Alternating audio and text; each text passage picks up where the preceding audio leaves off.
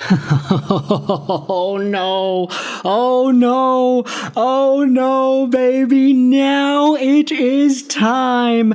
We are starting to see mock trades. Oh my goodness. Man, this is going to be the death of me. Talking about Connor McDavid and the Edmonton Oilers, how he does not have a contract extension beyond 2026 at the time of recording this audio. He's making $12.5 million a year. We made the video yesterday talking about how Oilers fans are now starting to lose it and turn on this guy.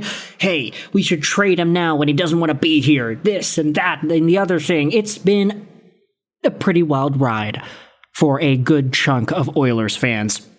But now, it's gotten to the point where we are looking at people making mock trades, and why not dive into one of the viral ones that I saw pop up on my Twitter feed, courtesy of Big Head Hockey.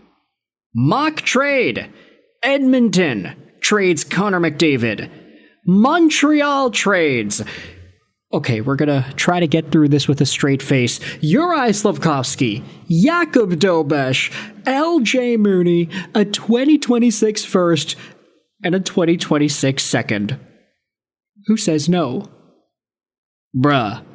Oh, first overall pick for first overall pick. This tweet had 250,000 views, 500 replies, and the top reply says this. This would genuinely be worse than the Lakers finessing Dallas. Edmonton's management might get shot on sight if they did this. Luka Doncic 2.0? Sorry to Anthony Davis, but man, oh man, what a mock trade, eh? I'll just say this right here. Big Head Hockey, thank y'all for the entertainment and the stats and the content y'all provide on social media. And thank you for putting this out there and getting people talking about it and getting people seeing it, because now I have kind of a right to respond to it. But wow, if this trade was ever on the table, Kent Hughes would have accepted it yesterday. He would have accepted it last week. He would have accepted it 2 years ago if it was available on the table. I'm sorry to Juraj Slafkovsky, Jakub Dobes, LJ Mooney, and the two picks over here, but could you not even muster up a top player for Montreal in a Connor McDavid trade? Like, Juraj Slafkovsky is good. He's going to become better. I think a lot of us can agree with that. But this is by no means a package worth it for Edmonton to even scoff at. It feels kind of ridiculous for Edmonton to even acknowledge a trade idea like this.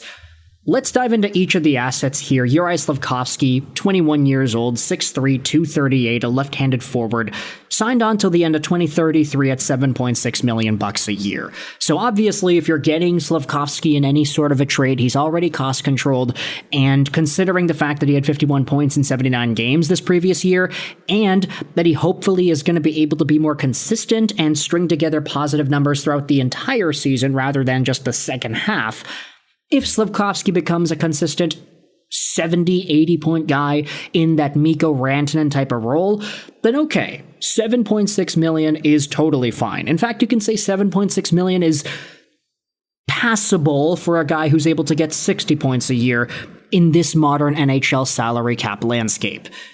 That being said, Juraj Slafkovsky, I mean, he was first overall, yes. A lot of people thought, yeah, he would become something in that Yager, Light, Rantanen type of mold, but I just don't think he's got that upper ceiling. Like, is Slafkovsky ever going to hit 100 points in a season? It's possible, but I don't want to say it's likely. I'd put the odds at that at maybe like 15%, 12%. If you think it's a lot better than that, then you can let me know in the comment section below. Connor McDavid gets 100 points every year, and he does it easily. This previous season, he had 100 points in 67 games. It didn't even look like he was trying in this previous campaign. And he still did it. He missed out on a bunch of time. He was like, yeah, I'll take the game off. I'll wait till the playoffs. And he still had 100 points. Juraj Slafkovsky would be lucky to produce at a rate that was McDavid's lackadaisical, lazy year like he had this previous season. Meanwhile, Jakub Dobes is a goaltender going back over to Edmonton in this mock trade. But Dobes isn't really the guy that I think projects as the number one that Edmonton needs. And also, you think about public reputation. Yes, Montreal Canadiens fans love Dobes. They saw what he was able to do in Montreal. He got the shutout. He had himself a .909 save percentage. He was pretty good in Laval. But this guy's being ranked so low amongst other NHL prospect goaltenders by people writing for NHL.com and more that I just don't think for other fan bases and other teams, Dobes moves the needle like he does for Montreal Canadiens fans and their own management. He's 24 years old, 6'4", 201. We'll see what he's capable of doing as the full-time backup in Montreal this upcoming year, but unless Jakub Dobes is able to consistently be that good again as he heads into 25, 26, 27, I don't know if he really projects as the goaltender that Edmonton would need. Meanwhile, you've got LJ Mooney being tossed in there.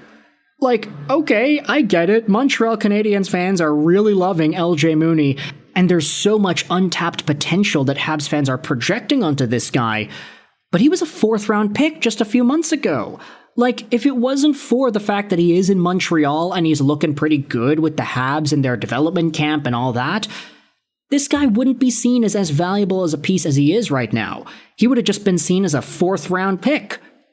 Mooney, of course, does provide some very good skills and offensive production, and his cousins with Logan Cooley, so obviously there's a hockey family connection there, but he's 5'7", 157.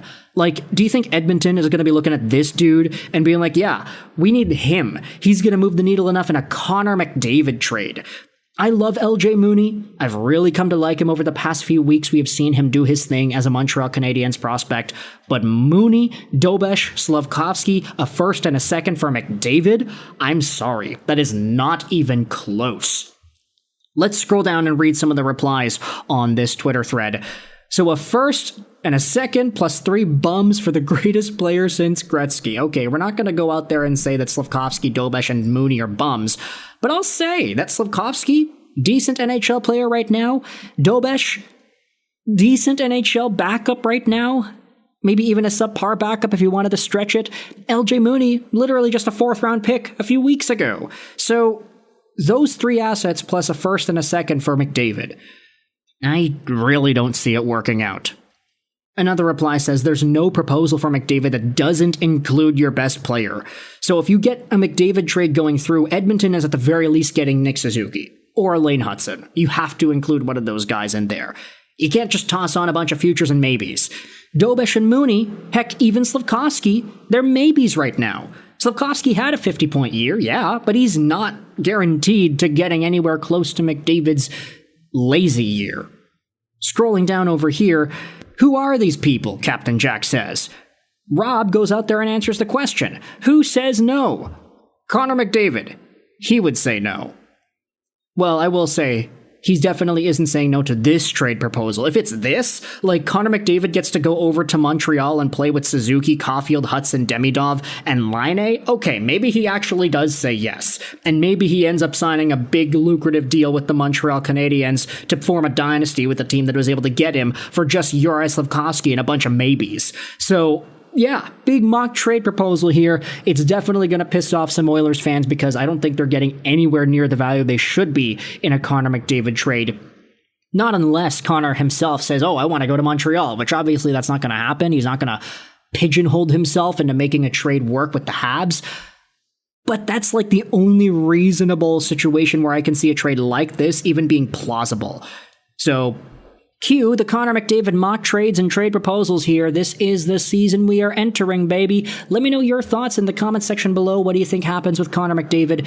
And what do you think a trade looks like with the Habs or any other team if you wanted to entertain that discussion? Thoughts in the comment section below about Connor McDavid and this Montreal Canadiens trade proposal. I hope you enjoyed this video. And bye.